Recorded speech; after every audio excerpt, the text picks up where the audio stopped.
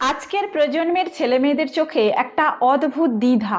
তারা প্রেম করতে ভালোবাসে, কারো হাত ধরে সারা জীবন চলার স্বপ্নও দেখে, কিন্তু যেই বিয়ে শব্দটা সামনে আসে অমনি তারা থমকে দাঁড়ায়।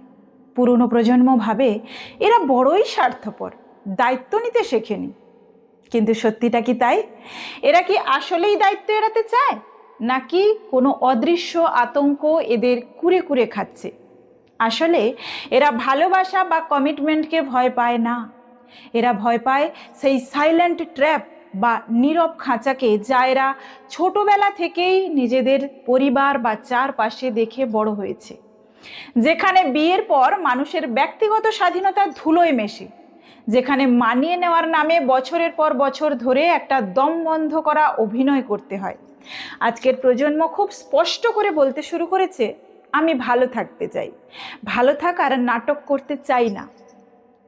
বিয়ের পর সামাজিক এবং পারিবারিক দায়িত্বের যে পাহাড় সমান চাপ আসে, আজকের আধুনিক জীবনে তা বহন করা বড্ড কঠিন। আজকের যুগে একজন নয়, দুজনেই কেরিয়ার গড়তে ব্যস্ত। একদিকে ইএমআই, অন্যদিকে লোনের বোঝা, অফিসে টিকে থাকার হাড় ভাঙা খাটুনি। এর উপর যখন সমাজ চাপিয়ে দেয় বিয়ের পর নিজের কেরিয়ারের চেয়ে শ্বশুর বাড়িকেই গুরুত্ব দাও, তখন একটা মেয়ে পিছিয়ে আসে। আবার যখন একটা ছেলের উপর পুরো পরিবারের আজীবন আর্থিক দায়িত্ব একা কাঁধে নেওয়ার একটা অলিখিত নিয়ম চাপানো হয়, তখন সেই ছেলেও শিউরে ওঠে। তারা ভাবে সম্পর্ক তো ভালো লাগা আর মানসিক শান্তির জন্য হওয়া উচিত, তাই না? তা এমন একটা পারফরমেন্স বা পরীক্ষার মঞ্চ কেন হয়ে যাবে, যেখানে প্রতিনিয়ত নিজেদেরকে প্রমাণ করতে হয়? বাস্তবতা আরও গভীরে। আজকের সমাজ অনেক বেশি আইনি সচেতন। বিশেষ করে পুরুষদের মধ্যে এক ধরনের প্রচ্ছন্ন আতঙ্ক কাজ করে।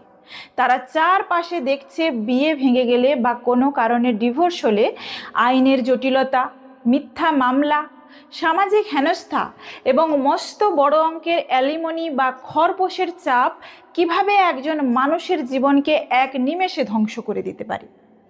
পুরুষরা ভাবে যে সিস্টেমের দায়িত্ব আমার কাঁধে 100%, কিন্তু কোনো কারণে সম্পর্কে ফাটল ধরলে সুরক্ষার কোনো গ্যারান্টি নেই, সেই আইনি জুয়া খেলায় আমি কেন নামবো?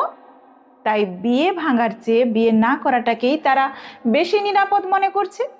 ঠিক এই জায়গা থেকেই জন্ম নেয় লিভ ইন টুগেদারের ধারণা। আজকের জেনারেশন লিভ ইন করছে কোনো নোংরামের জন্য নয়, বরং এক ছাদের নিচে থেকে একে অপরের আসল রূপটা বা প্যাটার্নটা বোঝার জন্য। বিয়েতে যেমন সমাজের চাপ থাকে, লিভ ইনে তা থাকে না। এখানে বন্ধনটা আইনি কাগজের জোরে নয়, টিকে থাকে শুধু পারস্পরিক ভালোবাসা আর শ্রদ্ধার উপর ভিত্তি করে। তারা মনে করে যদি আমরা একসাথে শান্তিতে থাকতে পারি, তবে কোনো কাগজের সই ছাড়াও থাকতে পারবো। আর যদি আমাদের মধ্যে মিল না হয়, তবে সমাজকে ডেকে কাদা ছোঁড়াছুড়ি না করে, আইনি লড়াইয়ের চক্করে জীবন শেষ না করে আমরা ম্যাচিওর মানুষের মতো সুন্দরভাবে আলাদা হয়ে যেতে পারবো। তাই এদের ভুল বুঝবেন না, এরা ভালোবাসতে ভুলে যায়নি।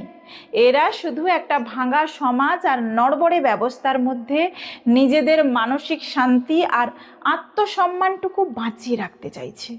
বিয়ের নামে যেখানে প্রতিদিন দুটো মানুষের মন মরে যায়, তার চেয়ে এক ছাদের নিচে ভালো বন্ধু হয়ে থাকাটা অনেক বেশি পবিত্র, অনেক বেশি সুন্দর।